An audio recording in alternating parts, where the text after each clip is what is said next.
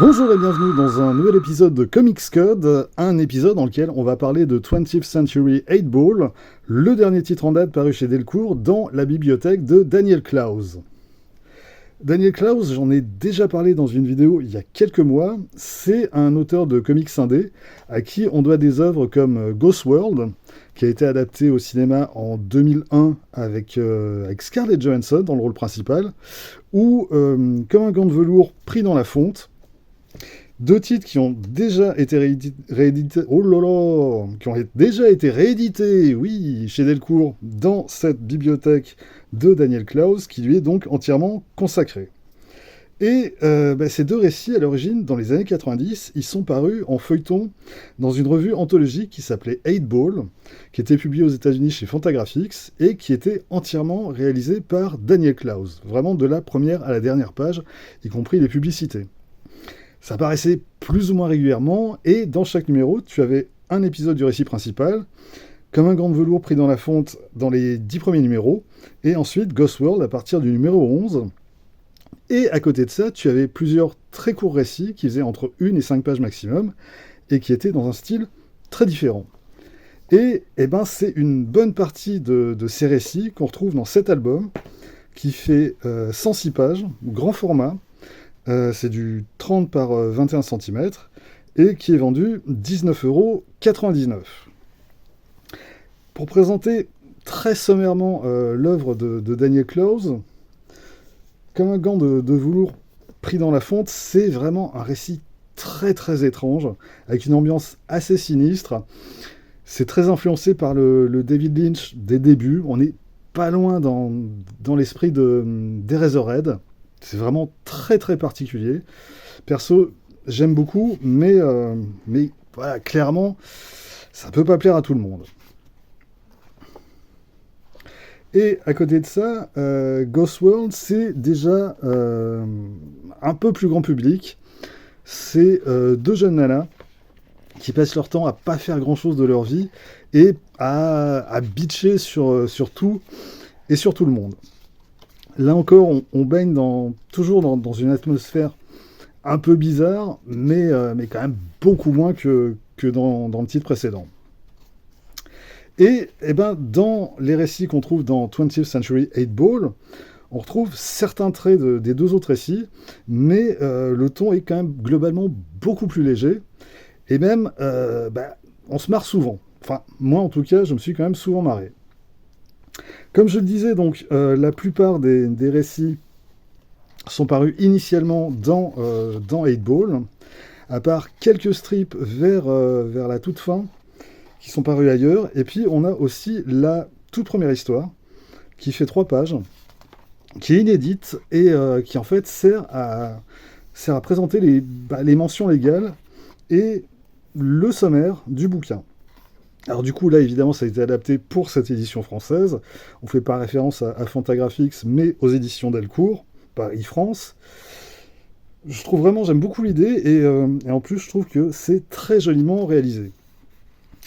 Ensuite, on entre donc dans le cœur du sujet avec Art School Confidential, qui est une sorte de récit autobiographique de Dan Clowes sur ses années aux Beaux-Arts, et où il va tourner en dérision et caricaturer un peu tous les types d'étudiants et tous les types de situations qu'on peut rencontrer dans ce cadre.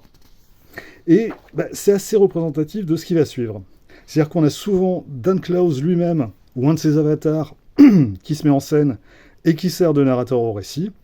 Et puis on a cette espèce de faux cynisme dans la description des personnages et des situations, qui est en fait plus une caricature de la posture du cynique, qui passe son temps à baver sur tout le monde.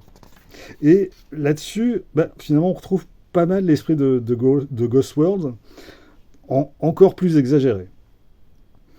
On continue plus ou moins dans le même esprit avec 11 des temps, avec deux personnages qui s'appellent Stu et Lou.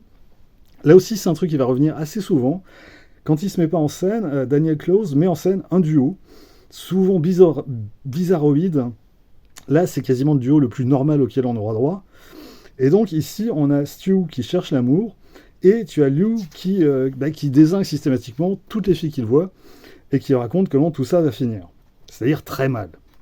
Donc on a un peu le duo parfait, le mec mal dans sa peau, et l'odieux connard qui est censé être son pote, et qui en fait passe son temps à l'enfoncer et à lui saper le moral. Alors, je vais pas passer tous les récits en détail, juste quelques-uns que j'aime particulièrement, genre Encule les mouches, voilà, qui est une histoire en une page, et qui est l'histoire d'un type qui encule les mouches. Mais littéralement. Alors ouais, je sais, ça n'a aucun sens, mais voilà, c'est comme ça. Je vous hais férocement. Là, on retrouve l'espèce de pseudo-cynisme dont je parlais au début. Et ici, Daniel Clowes met en scène Lloyd Llewellyn, qui est un personnage qu'il va utiliser à plusieurs reprises dans différents contextes, et qui donc fait la liste de tous les types de gens qu'il déteste, et il y en a quand même un paquet.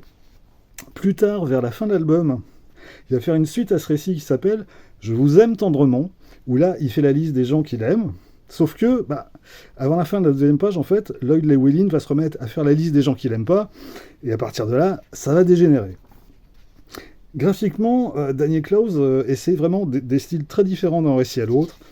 On a du noir et blanc, on a de la couleur, on a même parfois, si je vous montre ça, de la couleur directe, comme ici sur Hippie Pants et Peace Bear, avec deux vieux hippies qui font la manche.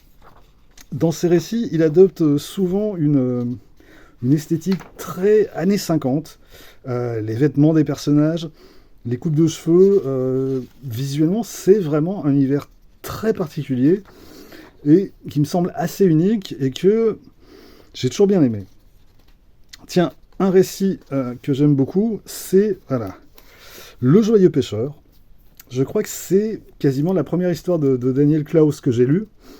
En tout cas, c'était dans 8 Ball numéro 11, qui était le tout premier numéro de 8 Ball que j'ai acheté à sa sortie, en 1993. Ouais, ça ne nous rajeunit pas. Et donc, Le Joyeux Pêcheur, c'est l'histoire de ce joyeux pêcheur, accompagné par un asticot qu'il a accroché au bout de sa canne, avec qui il va discuter tout au long de l'histoire. Et il est accompagné également par le poisson qu'il a sur le sexe. On est d'accord, ça n'a aucun sens. Et ça va continuer comme ça pendant 5 pages. En gros, le joyeux pêcheur cherche un coin où il pourrait pêcher, et il passe son temps à faire des rencontres bizarres. Et tout ça va finir en queue de poisson. En queue de poisson. Vous l'avez ? En rapport à poisson sur... Non, c'est pas grave.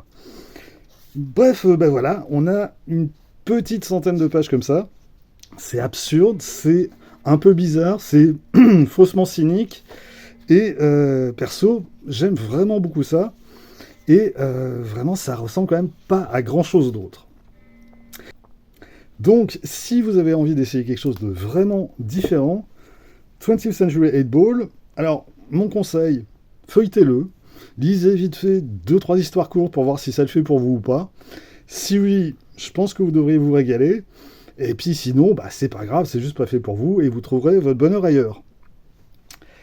Voilà, c'est tout pour aujourd'hui. Rendez-vous très vite pour la suite. D'ici là, vous pouvez vous abonner à cette chaîne, laisser un commentaire, partager cette vidéo sur les réseaux sociaux et surtout, lire des comics. Soyez sages et à bientôt.